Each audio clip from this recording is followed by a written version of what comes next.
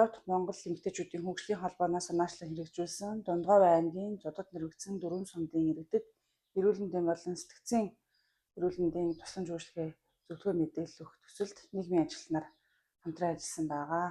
За нийгмийн ажилтнаар ажиллах явцад нийт төсөл хамрагдсан иргэд дунд ажиглагдсан хэд хэдэн асуудлууд байсан. За үүний хамгийн их сэтгэлийн эмзэглүүлж байгаа нь бол төрөлхийн сэтгцийн хөгжлийн бэрхшээлтэй гишүүнтэй гэр бүлийн тоо бол харьцангуй өндөр ажиглагдсан. За энэ бол мэдээж одоо нөгөө тус ойртолтоос үүдэлтэй байх магадaltaй юм аа.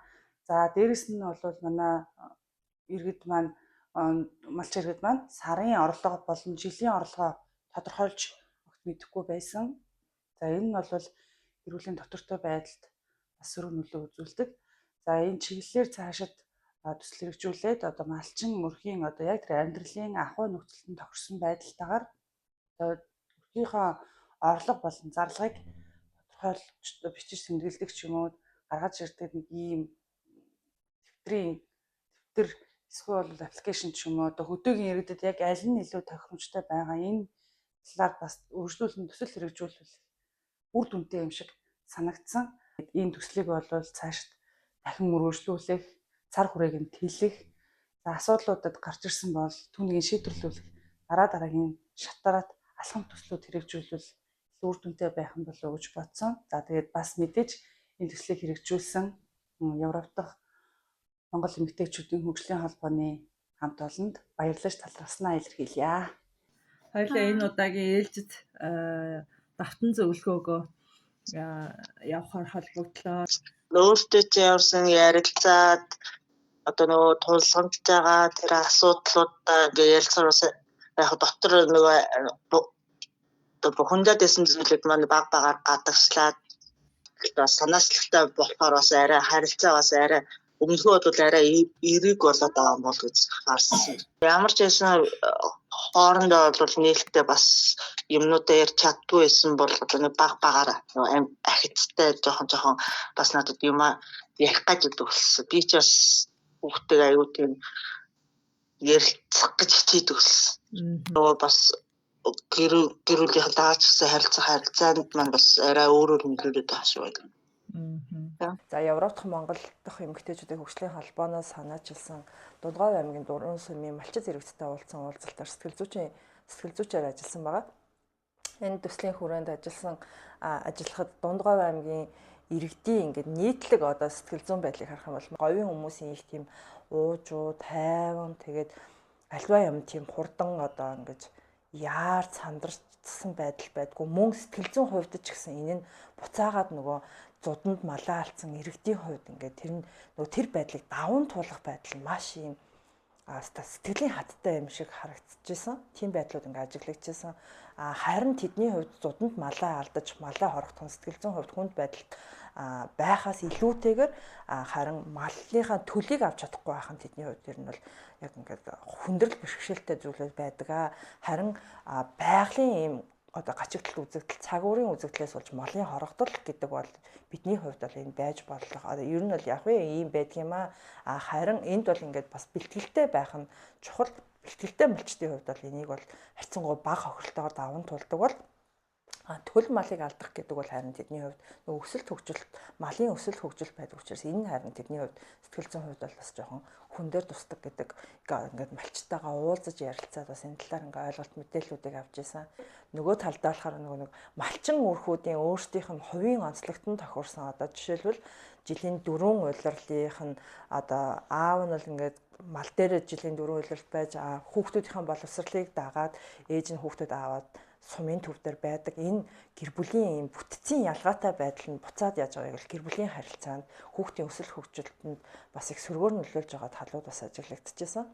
Тэгээ ер нь Дундгавь аймгийн 4 сумаар явсан энэ төслийн ажлын маань хүрээнд бид нар ингээд цогц үйлчилгээг үзүүлсэн маань маш их юм давуу тал байсан. Эмчийн үйлчлэг, нийгмийн байдлыг судлах нийгмийн ажилтны үйлчлэгээ тэгээд буцаагаад ингээд сэтгэл зүйн байдлыг гэсэн ийм цогц ингээд юуг үзүүлсэн маань бас иргэдэд маш их таалагдсан. За бас тэдэнд их юм хэрэгцээтэй байсан юмнууд байсан. Бид тэгтээ цаашд юуг анхаарах вэ гэх юм бол иргэдийнхаа боловсролын төвшин сэтгэл ялангуяа сэтгэл зүйн боловсрол, гэр бүлийн боловсролыг бид нар ерөөсөө анхаарах хэрэгтэй юм байна. Энд ерөөсөө цэвэр бид ингээд нөгөө нэг орхигдуулчихсан байгаа талууд ажиглагдсан. Тийм учраас үүний хор уршиг нь юу байсан бэ гэх юм бол гэр бүлийн хүчирхээлэл бүр даамжирсан, удааширсан ийм байдлууд давтамжтайгаар байж идэг нь өөрөө энэ асуудал ерөөсөө нөгөө жижиг газар шийдэгддэггүй юм сөрөг талууд бол байсан. Тийм учраас ер нь бол энэ тал дээр бид нар анхаарах хэрэгтэй байна. За сэтгэл зүйн зөвлөгөө өгж байхад давтан зөвлөгөө өгөх шаардлагатай, эргэх холбоо өгөх шаардлагатай хүмүүстэйгээ бол Улаанбаатарт ирснийхаа дараа давтамжтай эргэх холбоог хийж зөвлөгөөг болохоор хуцаар эргэх холбоог хийжсэн.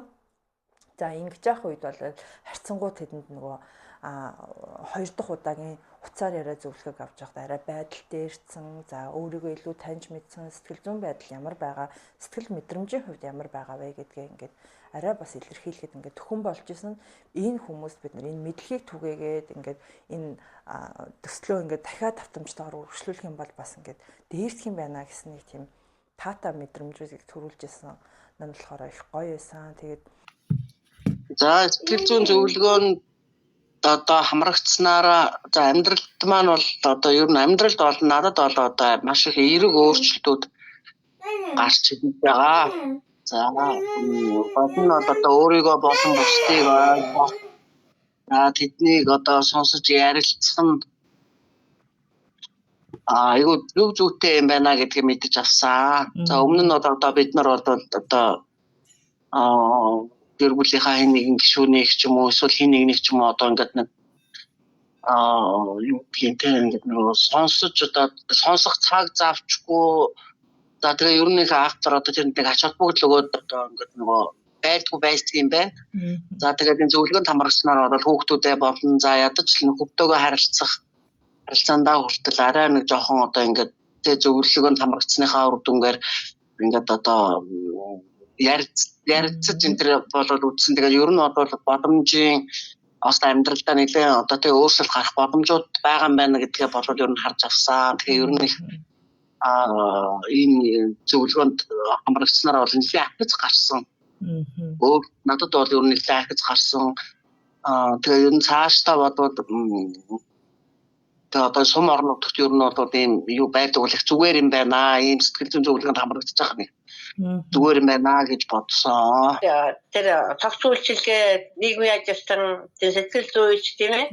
Тэр баталгын эмчээсүүдийн журмаар ирсэн тэр төсөлийн үйл ажиллагаанд бол манай сумын их тааламжтай байсан. Ер нь хөдөөгийн орон нутгуудад бол маш их чухал хэрэгцээтэй төслийн үр дүн бол хэрэгцээтэй юм байлаа гэдгийг бас хэлэхэд таатай байна. Тэгээ дахин бас тэр олон улсын шугамар тийм бас өдөөгийн малчтай төдөөгийн эмэгтэйчүүдэд бас тийм сэтгэл зүйн судалгаа тэр нийгмийн бас янз бүрийн зүйлүүдийг бас танилцуулахад бас бид бас нэлээд хоцрогдсон байдаг. Тийм үйл ажиллагаанууд бол өдөөгийн малчин эмэгтэйчүүдэд бол маш чухал байдаг юм байна лээ.